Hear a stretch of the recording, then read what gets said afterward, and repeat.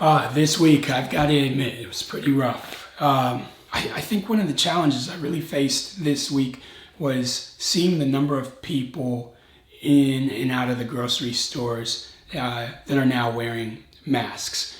The social distancing, it's like we keep getting further and further away from each other, and wearing these masks is like a huge sign of that. You can't even see a person's whole face these days. Even like when I go to the store, I'm wearing this mask. I just think about how disconnected we all are wearing that. We don't even really know what each other's whole face looks like. For a lot of people, we're just seeing their eyes, and just trying to stay positive through it all. One of the things I try to do is just search around on social media for any type of humor that I can find throughout this situation to keep me uplifted or at least smiling at some of these things. A friend of mine sent me a meme that I thought was really hilarious. It was a doctor or a scientist on CNN, and he was trying to hold in a cough. I'll share it with you guys here. It was unclear how you define that in terms of overall numbers or growth per day, and not right whether you're not around or not. And we've reached the point where we're scared to cough or sneeze in public because we're afraid of what people are going to think of us. And it's just, things are really messed up right now.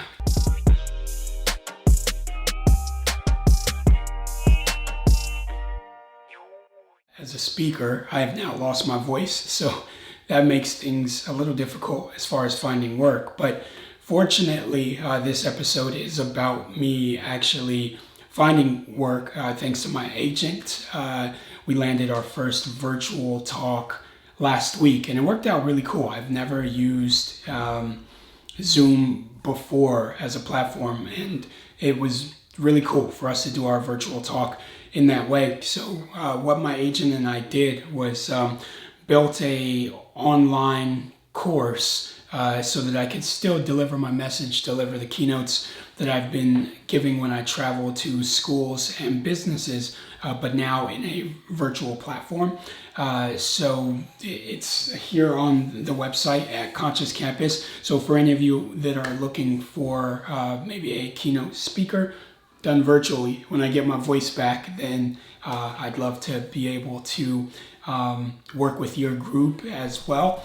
But this is how we pivot. This is how we adjust to what's going on. I hope I'll get my voice back by Monday because I have another virtual talk that I'll be doing for Middle Tennessee State University. So I'm going to try and rest my vocal cords as much as possible before then because I'll be talking a lot. I'll give a full keynote presentation live, via Zoom, and then a Q&A presentation, kind of like I'll do in this episode here, where I was online with a group of social workers from Virginia.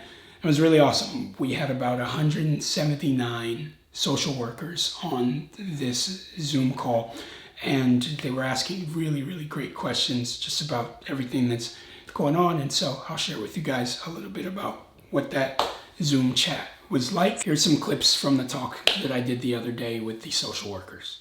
Ken, I'm going to introduce you now. So we have here with us the honor and pleasure of having Ken Nowotny. I didn't say that right, Ken, I'm sorry. You were close enough. Okay, thank you. Who is a peace activist, motivational speaker, and video journalist known as the Free Hugs Guy online. So now here we are standing in the middle of a crisis again, and this time this crisis is this virus versus humanity as a whole.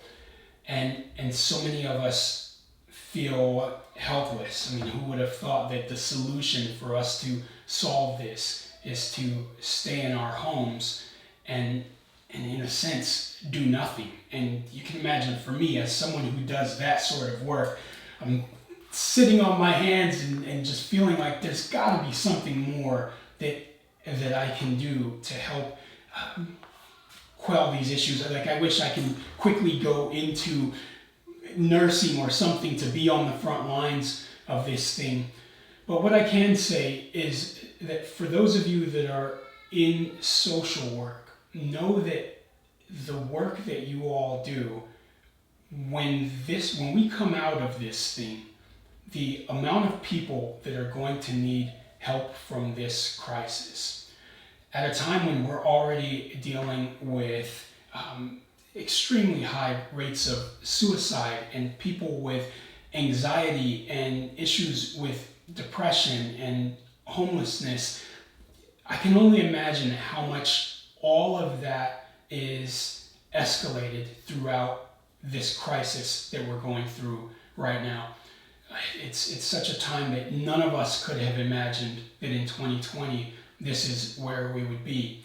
And so now you all will find that your work will put you right on the front lines of this situation, probably even currently, but also more so when we come out of it and phones start lighting up for meetings and for people that want to just receive some sort of connection again, human connection again, that's going to bring them together.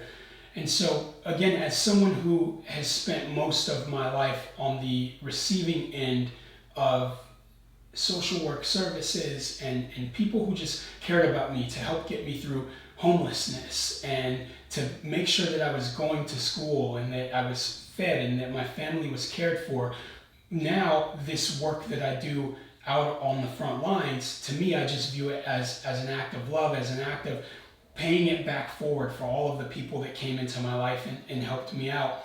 And I know that sometimes the work that you all do, it seems thankless. It seems like there's not, when do you really get to have those connections with the people who you change their lives and they're able to come back? And I know that we don't always get to see that in the people that we work with, but I can tell you, as someone who has been so much on the receiving end, and I feel like my life was shaped by the counselors that I met in the homeless shelters, the counselors that I met in the schools. I just want to tell you all, thank you.